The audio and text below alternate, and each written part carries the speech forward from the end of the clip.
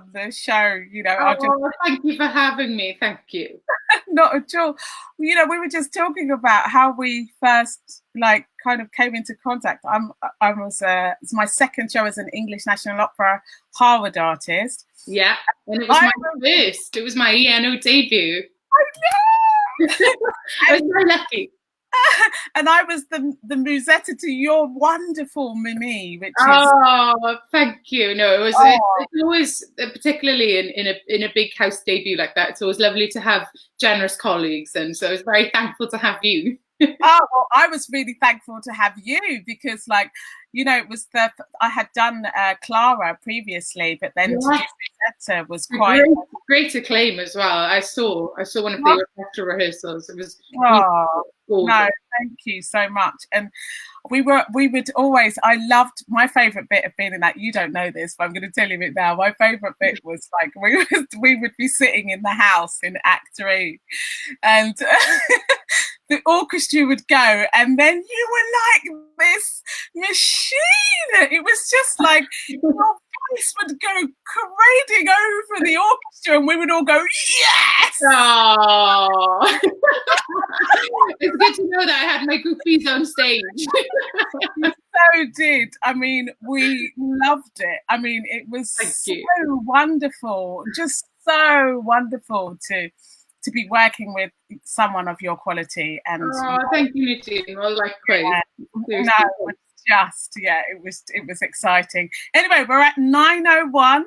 Okay. Good morning, everybody. It's Nadine Benjamin. I'm the intuitive Verdi soprano, and I am a certified NLP coach, a certified high performance coach, and a healer, and I am a professional opera singer, and I love it. And one of my things that I love even more is connecting, communicating, and celebrating with lovely people. And this morning I have the lovely pleasure of being with the lovely, wonderful Welsh soprano, Natalya Romaniw. And Natalya is one of Europe's most promising young stars. She's the recent winner of the 2017 Critics' Choice Award for Music. She's often hailed by the British press as the outstanding soprano of her generation, and I absolutely agree. Future engagements include a return to English National Opera and concerts with the Halle and the Royal Scottish National Orchestra, the BBC Now, and the Polish National Radio Symphony Orchestra. Oh, it's so going to be wonderful to speak to her now. As I always say, we are not medical GPs or psychiatrists or anything in that regard. So if you do absolutely need someone to talk to, please pick up the phone and get the help you need. And if you can't do it alone, find someone that will support you, because we absolutely encourage it, especially in these times. Okay, Natalya. Oh my God, look at this. We've got some lovely people here. We've got I know. My eyes keep darting to read the comments. Sani, so lovely to see you. We've got Bobby. We've got Susan. Oh, wonderful. Yeah. Hello, everyone. Ryan Smith Walters, and we've got Lena. Oh, hello, everybody. Lovely to see you all. Oh, that's wonderful. Natalya, you've got a wonderful following, and it's really lovely to have them on here this morning. Oh, it's lovely to see so many people. Yeah. So please tell us a bit about yourself. How did you get into singing? Well, I always used to sing when I was a little girl, and my grandfather was the real sort of musical influence then in my life. And he used to play the accordion and sing quite a fair bit. And my mother always used to play musicals back then on VHS, would you believe? So, I know even DVDs are going out of fashion. Sorry, I just had a flash of how old I actually am. But yeah, West Side Story, Meet Me in St. Louis, Calamity Jane. And so I used to sing along to them, and my mum sort of noticed that, I really enjoyed it, and that I could sing in tune. And so she sent me to have singing lessons, originally for half an hour every Saturday morning. And then I'd go and meet my friends and we'd go around town or whatever. But singing always came first. And, and she never forced me to do it. I quite enjoyed it. And then that particular teacher, the late Jeff Squires of Swansea, introduced me to doing the exams, you know, the ABRSM exams. Yes.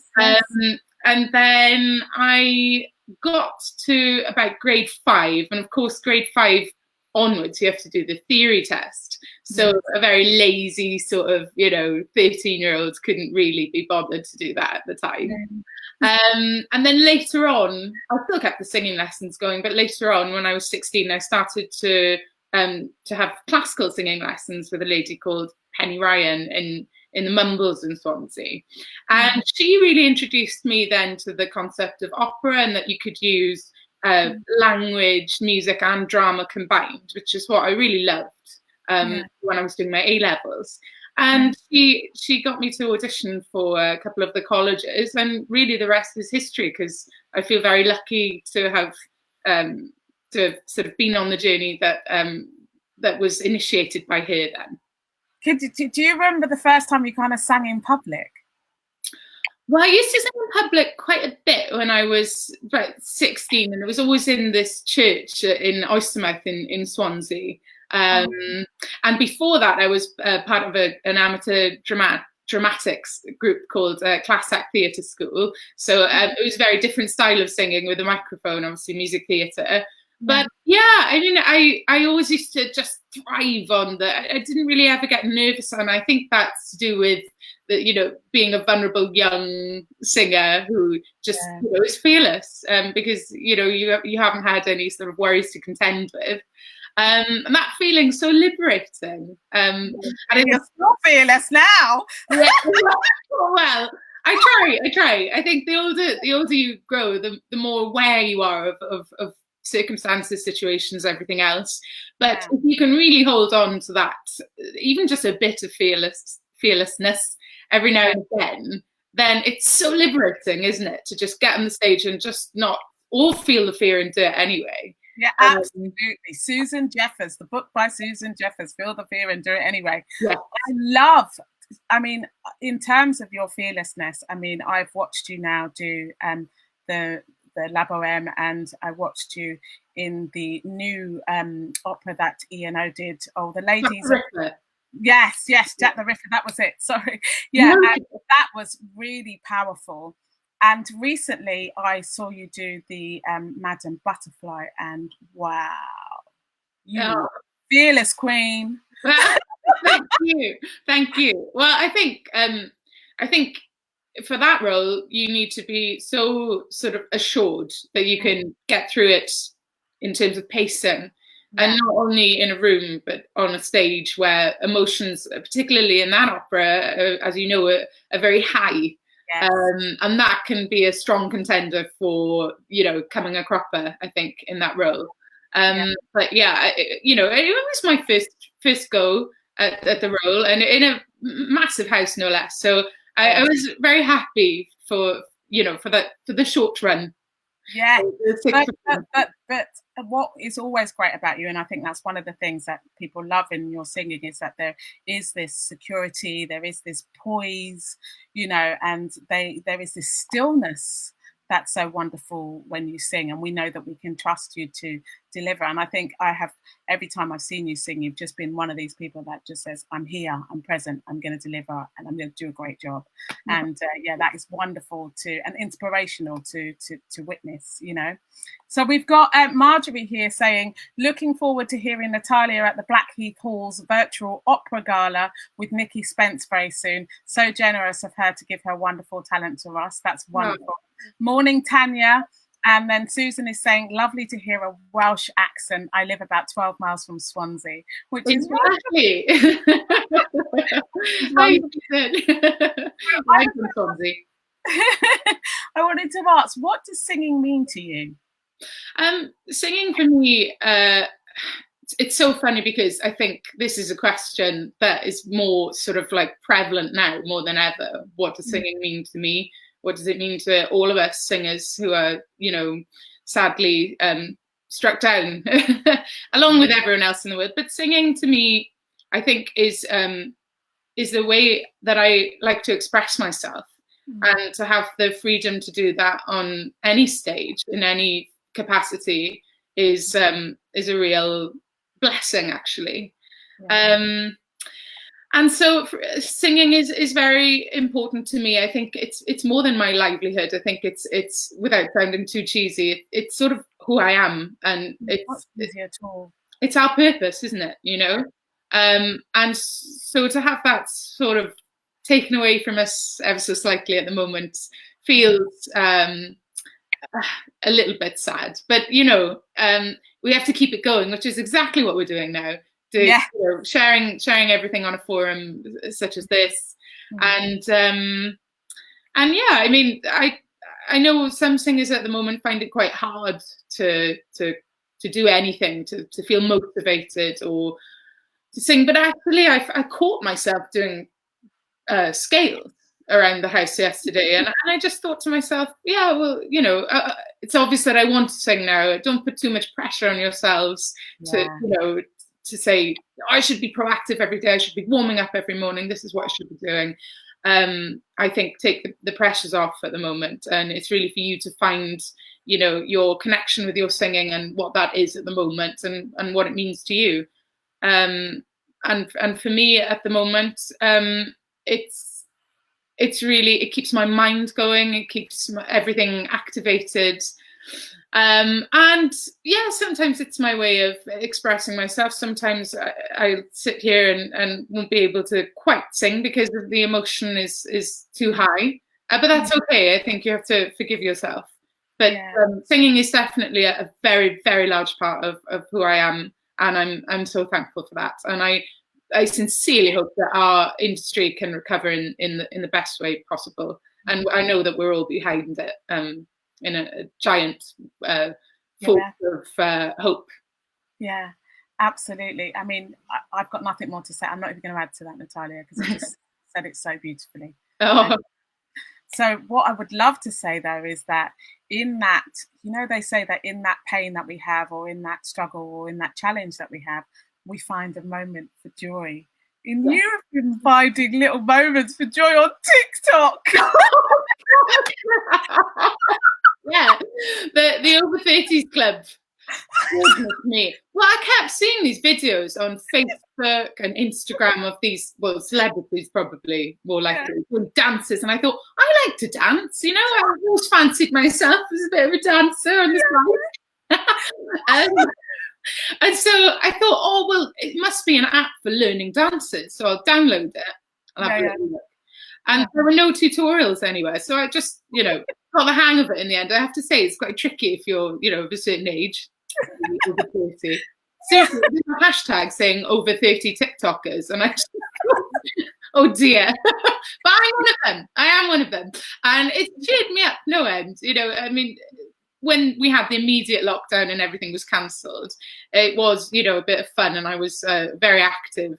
In fact, there's one that I've been meaning to do, which I might do later, but it's from Ab Fab, so some of them you can lip sync to. It's of Eddie saying something hilarious. But I just think it's so wonderful to see such a serious artist such as yourself, you know, have some fun, and it's just so wonderful, and it just makes me smile to see at some. You know, and it's important because, of course, we spend a lot of our lives as classical musicians, you know, having to be serious and having to sing about some dreadfully serious topics, you know. So I think it's important to let loose. Absolutely. And you're only in your 30s, which is not old at all. So no, of course not. I'm saying relatively for TikTok, apparently it's old. So tell us, what does it take to have kind of like an international, or to maintain an international career? Well, I think that, you know, just briefly what we touched on is a very important element of a very good mix of being serious, completely productive and committed to your singing, because without the hard work, you know, you wouldn't survive on just talent alone. So you have to do a lot of hard work and groundwork, as you know, to put into the career. But also you have to be yourself, and you have to maintain your happiness. I truly believe that happiness is the key to a successful career, because if you're not happy, your body's not happy, your mind's not happy, your voice isn't happy. So I think it can be tough, when you have to be living out of a suitcase for a period of time. And of course, this lockdown reminds me slightly of a time where I was in Brno in the Czech Republic, where I felt slightly isolated, because I didn't speak the language, and it was Moravia, so not everyone spoke English, or even if they did, necessarily wanted to. And I was doing Queen of Spades there in a cast full of solely Czech singers. And I lived quite far out, because the main thing for me at that time was to have a washing machine in my apartment. And I just thought, that's normal, isn't it? But they don't. They use laundrettes quite a lot of the time, unless they live further out of town. And so, the non-contact, non-sort of human physical contact, I was living for the shows, really. I couldn't wait to see these people who I barely knew at the time. Of course, I know a lot better now, but it can be tough. And so you need to be so independent. And whether that means, you have, you do yoga, you read, whatever it takes, go on a walk every day. Basically, what we're figuring out now is how we function by ourselves on our own, and to be happy with our own company as well. And that's a massive part of an international opera singer's career, as I'm sure you'll agree. Absolutely, I totally agree with you, and I really love what you say there.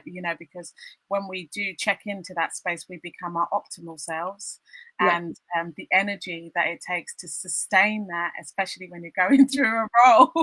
Absolutely. And that's tough, because as you wake up some mornings and you think, I can't imagine singing this role tonight. I just can't imagine it. But you have to, and you do, and you will, and if all else fails, I always say Dr. Theatre.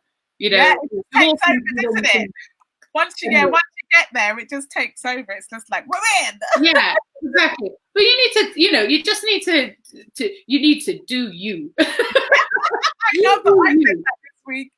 Hi, Stephen, Sven home there. So lovely to see you. So that leads us lovely in. We were talking for us to talk about your album. So this album, I just don't want to get this wrong, because I know what I'm like. It's called Arion. Yes. The Voyage of a Slavic Soul. Indeed. Yes. That's done with the wonderful Lada Valesova. Yes. Yeah. She's a very, very dear friend and colleague of mine. But so I'll tell you a bit about how it started. Yes, please. It all started when I walked into Lada's room at the Guildhall, which is where I studied, and she was the sort of Russian Czech coach there, although she had been a student herself at the Guildhall as well. And everyone was saying to me, you're going to love Lada. She's so vibrant, full of energy. You're going to come out feeling like, I don't know, you're on a high,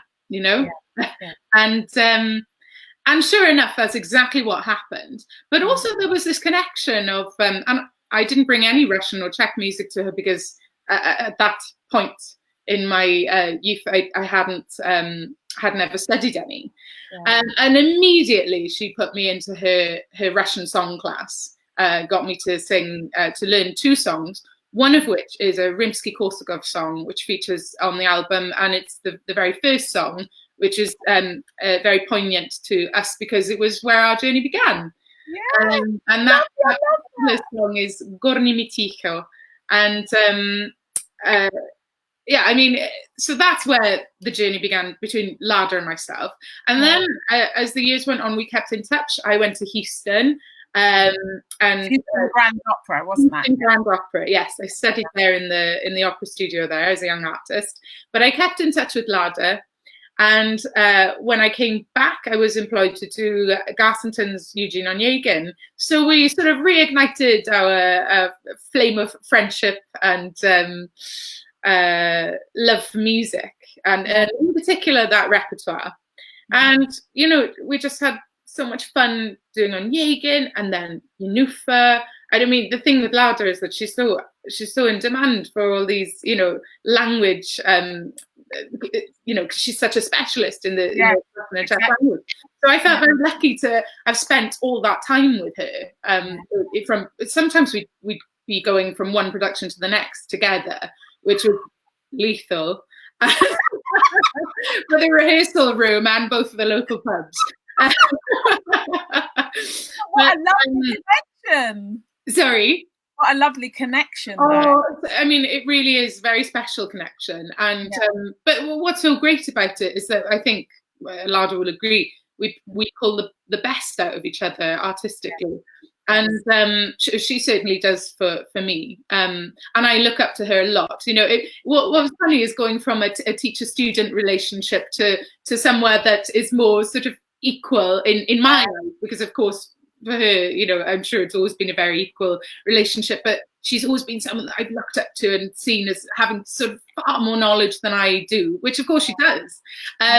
But, you know, now we are equal contemporaries in my eyes, and we've talked so much and so often, quite often after a cheeky glass of wine, but about collaborating and putting something down on record just to show what we can do, and what, you know, what we really love.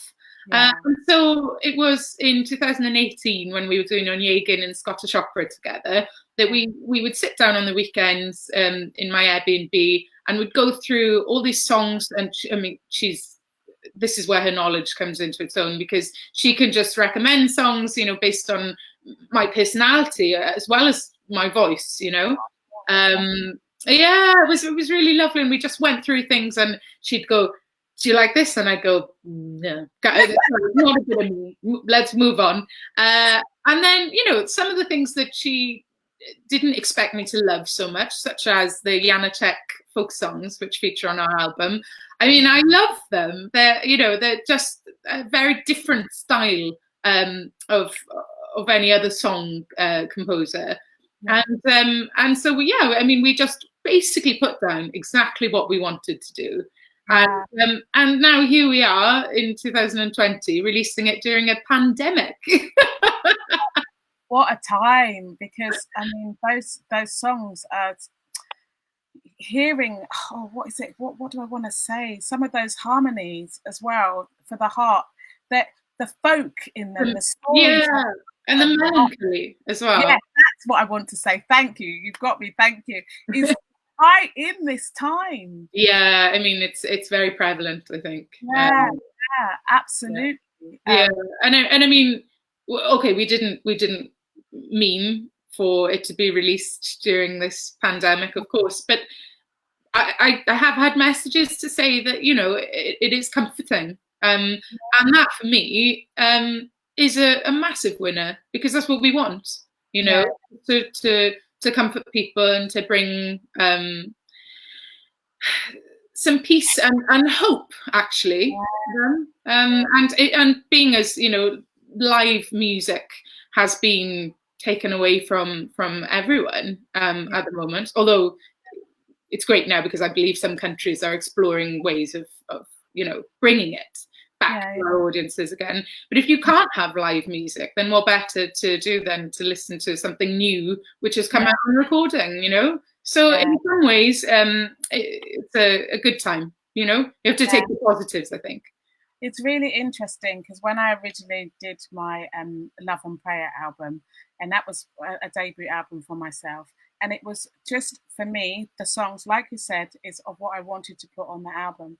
And at the time, you don't know why, but you know you have to do it. It's like exactly what you're saying. And then once it was finished, I realised that it was the only album ever by a Black British soprano of operatic repertoire. It was the first one ever.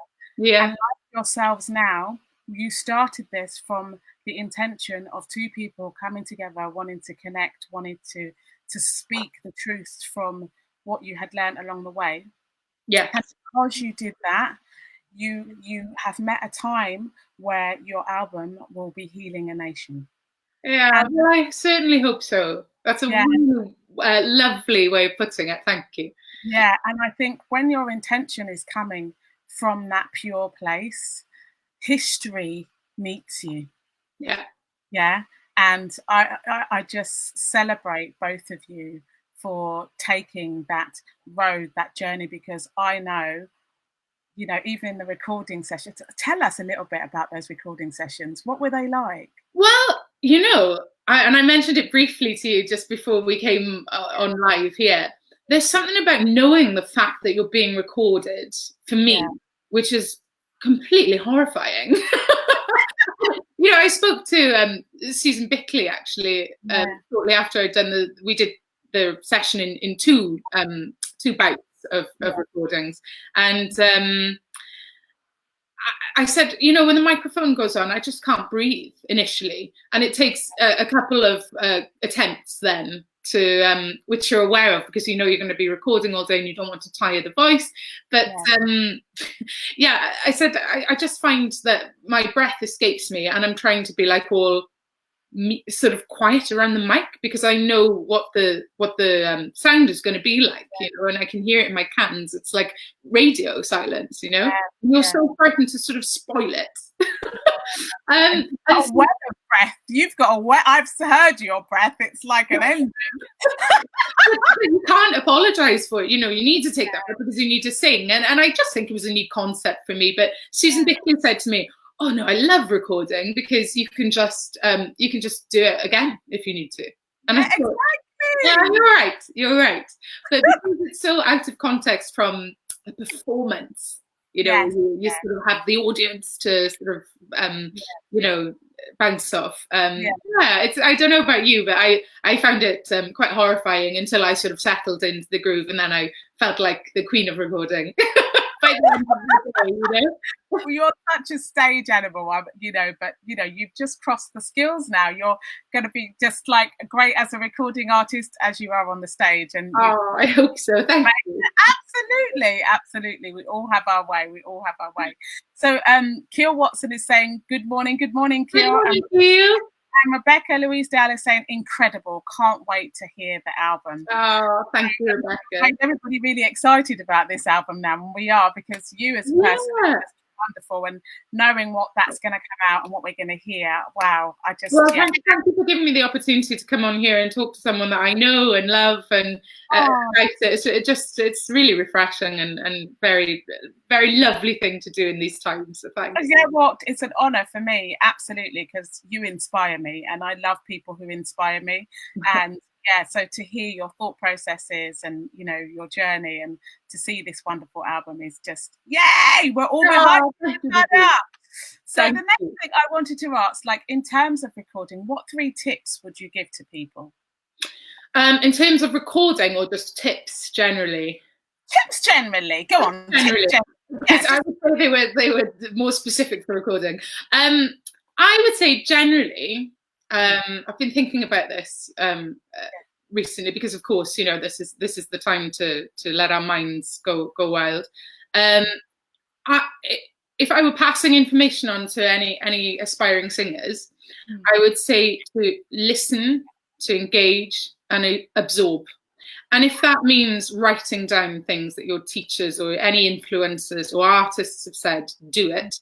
Take what you need, but make sure that you're exposed to listening and engaging and watching opera, song, you know, all different things, not only your voice type, because you learn so much from each individual artist. You also learn what you don't want to do. And then I would say really work hard on your singing and your texts and translations. You know, you really have to know what you're saying in a song. You have to know what the relationship between you and the piano is. In opera, you need to perfectly understand what everyone else is saying to you if it's in another language, which it often is. And then the third, I think, which is the most important, is to enjoy it. If you don't enjoy it, then the audience won't enjoy it. They'll know that you're not enjoying it. Yeah. And there are, of course, there are always little bits that we think, I definitely don't enjoy this bit in a role, or I don't look forward to this bit because it unnerves me, or for whatever reason. But I think you often say this, try and take the joy, find the joy, find something to be sort of joyous about. I feel like I've said that word too many times. But I think without the enjoyment, there's no happiness in it, and that's so important. And I think that's really great, some really great advice, because we can, as a race, not a race, but as human beings, we can tend to think, worry about, and what if, and da. Yeah. If we're constantly looking for the joy, or we're constantly looking for what's good about something, we then bring up those other levels, which I call future strengths, to match that. Yeah, yeah. And I think, did you not feel that when this lockdown came, I had 2 performances of Butterfly, which I knew were under threat from this this virus, and the last 2 performances I did of Butterfly, I didn't fear anything, and that I can say hand on heart, I honestly had no worries at all, because I thought, if this is the last performance, then what is there to lose? And in a way, I forgave myself for anything that I might have been worrying about, and I really hope that we can all take that now into our performances, into our future. Into our future performances, when we are, unleashed back onto the stage, onto the platform.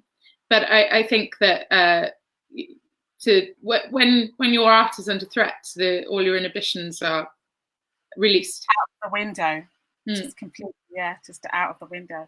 Well, you're a true warrior of that. Absolutely, or warrioress, whatever you want to call it, goddess of that.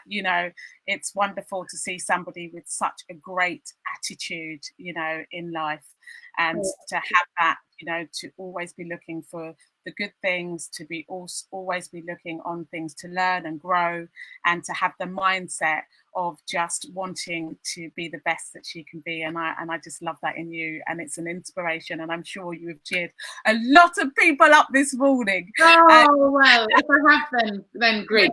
I did, my deed for the day's done. Gabby is saying, lovely to see the camaraderie in the opera business. Oh, yeah, well, yes, it's important. It's very it's important. Thank you, Gabby. So tell us, where can we find you? Where can we find the album? The album, I believe, is on, now there's a couple of platforms, let me get this right.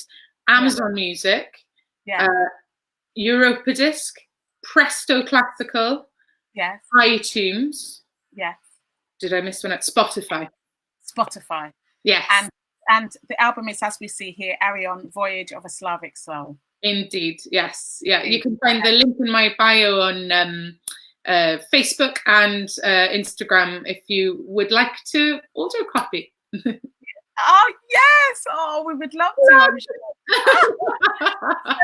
Before we leave you, have you got any final thoughts? Yeah, I mean, I have a lot of thoughts nowadays, as I keep telling you, but I think that we have to be very forgiving of ourselves as artists in these times, and that's it, really. I think quite often I'll sit here every day and think, well, I didn't do any music learning today, or I didn't do any singing, and that's not good enough, because that's who I am. But I think that we wouldn't sing it every day in any case. Even if we were rehearsing, we wouldn't sing it every day. And I think that we just need to be easy on ourselves, because these are really unprecedented times, and really we are fighting a war, all of us. Everyone has their own individual wars, individual journeys. But I think really be patient, take good care of yourself, and make yourself go outside as well. I think it's really important, because not everyone has access for your exercise only. That.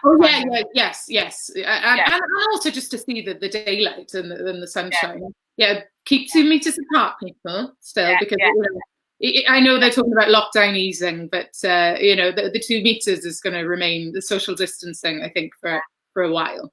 And for the ones that get out, like myself, just open the window. I open the window every day, and I put my head out of the window, and you know, I breathe in the air every day. That's always a good thing to do. And yes, exactly. But don't be too hard on yourselves, because I know people are, and I know people are struggling, and I know people want to have something to look forward to in the future. But all I can say is that it will happen, and we're all strong. So we just need to, and we're strengthening ourselves now. Exactly. Every day we grow stronger because we are surviving this, you know? Yes, exactly. And we just take a day at a time. And, you know, with 24 hours, that's it. 24 hours, that's it. So thank you so much. Rebecca is just saying, Susan is just saying, very enjoyable listen. Stay safe both. Rebecca said, just found you on Spotify. Gorgeous. And tomorrow we will be joined by psychotherapist Martin Stiles, and he will be talking with us and taking us on a journey to discuss anxiety and depression and ways that we can deal with it, especially in this moment. So we're looking forward to having Martin with us tomorrow. And all I can say now is just thank you, Natalya, for such a wonderful, open, authentic, loving interview. You have been absolutely gorgeous to have. And I'm sure everybody here who's been watching and who will watch after this will just, be in such a celebrative space for you. And everybody, please get that album. Let's support artists at this time. Just if you can't buy it yourself, recommend somebody else to buy it. We'll put where to get it in the links in the comment section. And let's support Natalya and Lada to make this one of the best-selling albums ever. All right, my love. Thank you, Nadine, and thank you everyone for tuning in. So you take care and have a great day, everybody. Bring the joy. Bye.